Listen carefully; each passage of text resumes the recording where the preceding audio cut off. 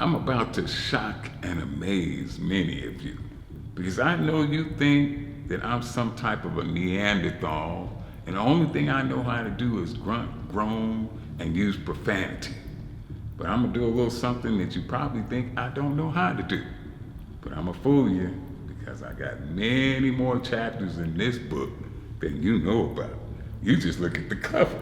I'm gonna actually read something. I'm gonna read something from the dictionary because I think it's important. I'm gonna read from the dictionary, something you've never seen me do before. And it is the definition of obsession.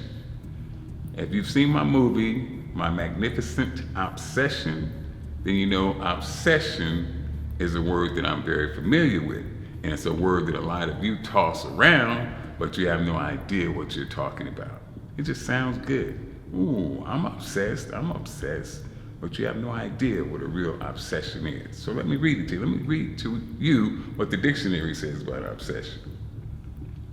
It's an idea or thought that continually preoccupies or intrudes on a person's mind.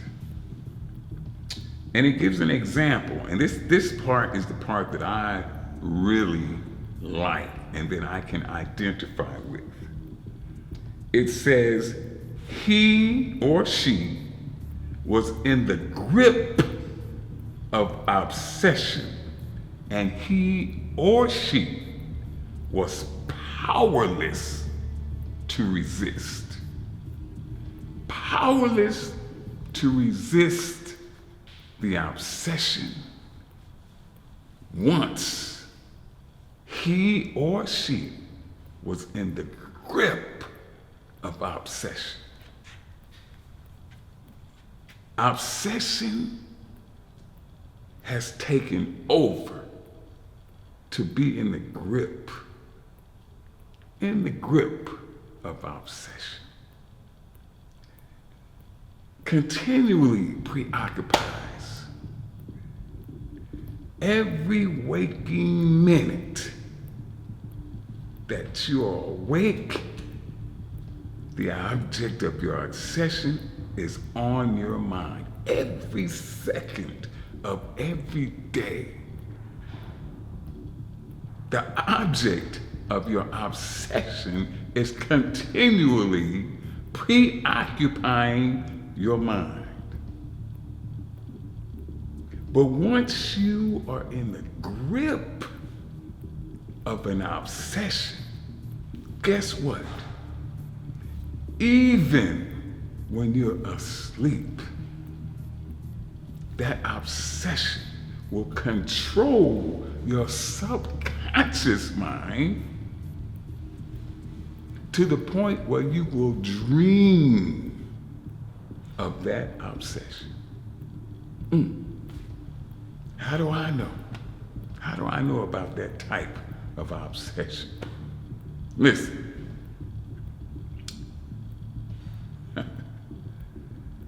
Do you know what type of obsession a person must possess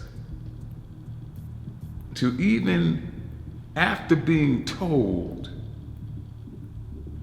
by the people that were supposedly closest to you that you are wasting your time, that it would never work, that you will never amount to anything? To be so obsessed and committed to that obsession, no matter what anybody says. This is what's so important. This is the key. No matter what anyone says, I'm so obsessed that if need be, I am willing to stand alone. I'm willing to stand alone. I'm willing to let the whole world think I'm crazy. I'm willing to let the whole world, my friends and enemies alike, accuse me of being wrong. I'm willing.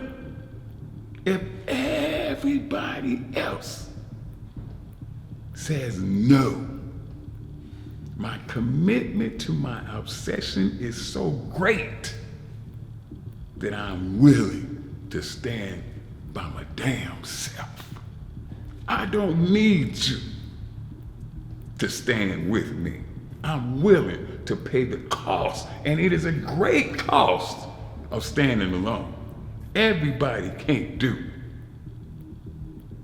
All your friends are telling you you're wrong.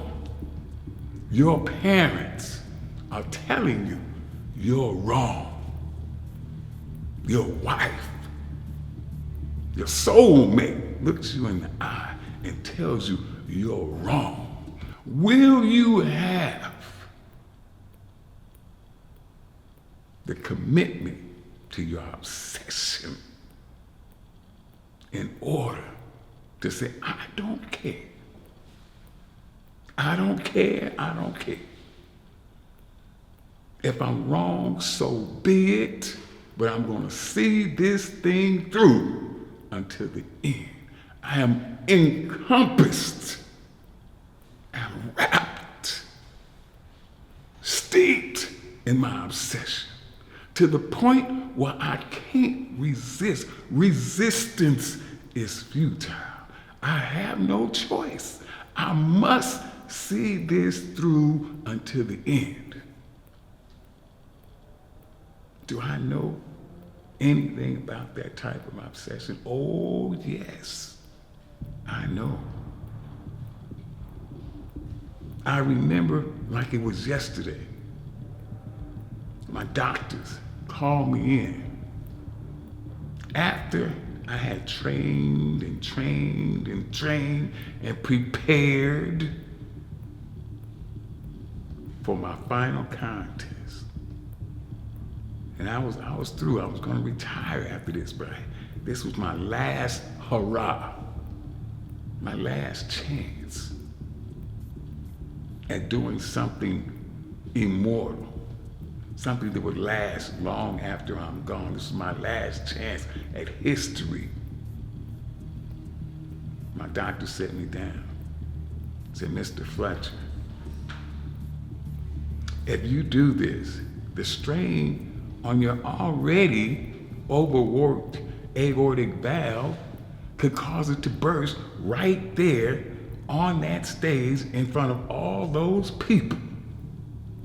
Are you willing to take that chance of dying in front of all your friends and family and even the TV cameras that'll be there?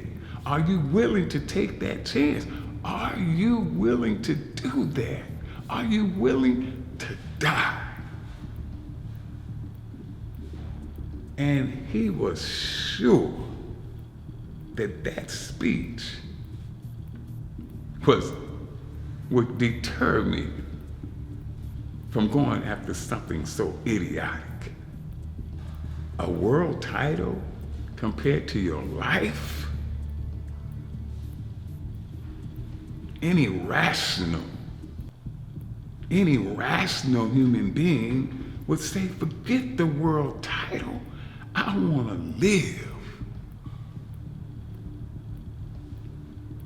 But if that is the way you think, you have no idea what a real obsession is, what it entails, what a real obsession is all about.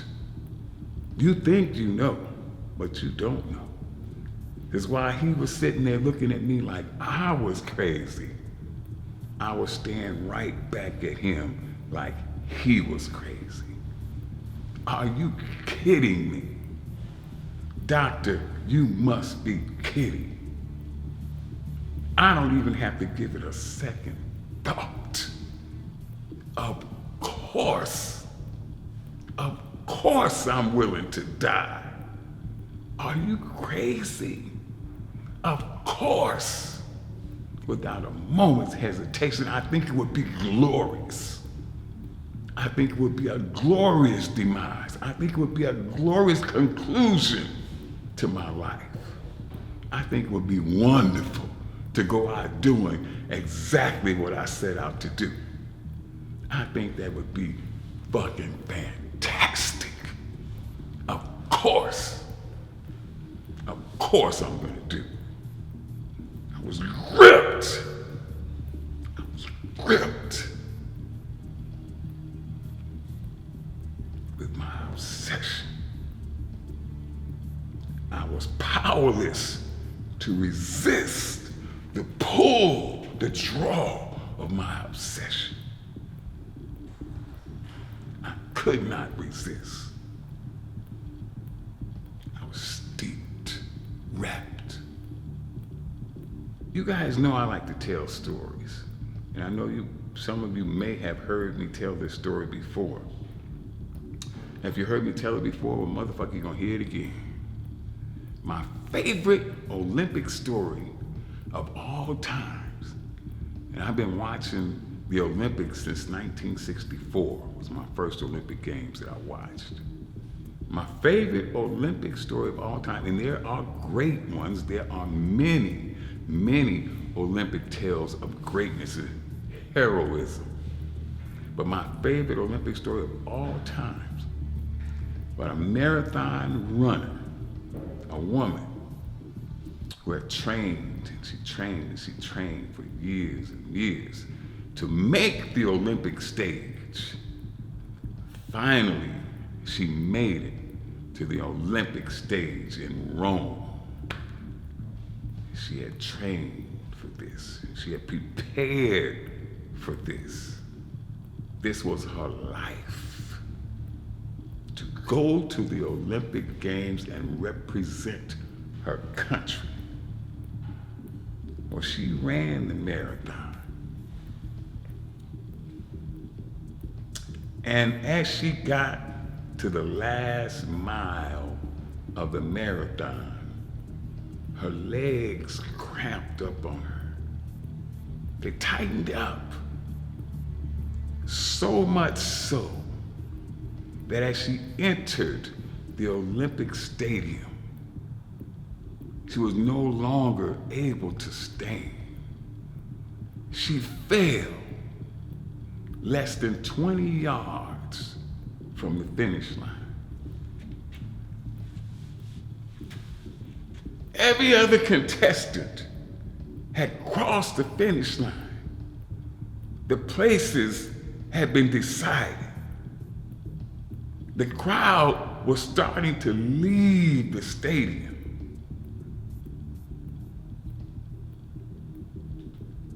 And the health people that were assigned to the field that day, they ran over, the medical people, to assist this woman. They ran over to grab her and help her back up to her feet. And she took one hand and she shooed them away. Get back, get back. And with the other arm, she drug herself. She drug herself. She drug herself. She drug herself across the finish line. She didn't do it for a medal, because the medals had all been passed out. But this woman was obsessed with finishing the fucking race.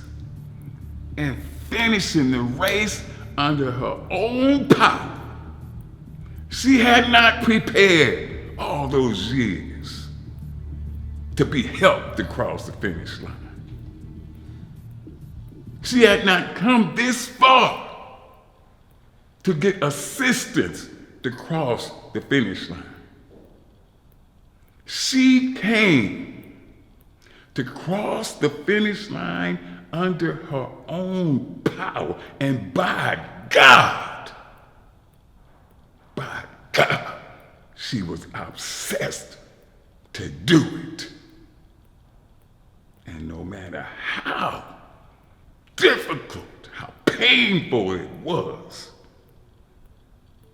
she crossed that finish line under her own power. And for me, I don't know about you, but for me personally, that was the greatest Olympic story I have ever seen or heard or been fortunate enough to witness. The obsession, the determination, the will of that woman. I will never forget that. I was 5 in 1964, and I remember that. I'm 57, and I remember that woman crawling across that finish line. She crawled. Obsession.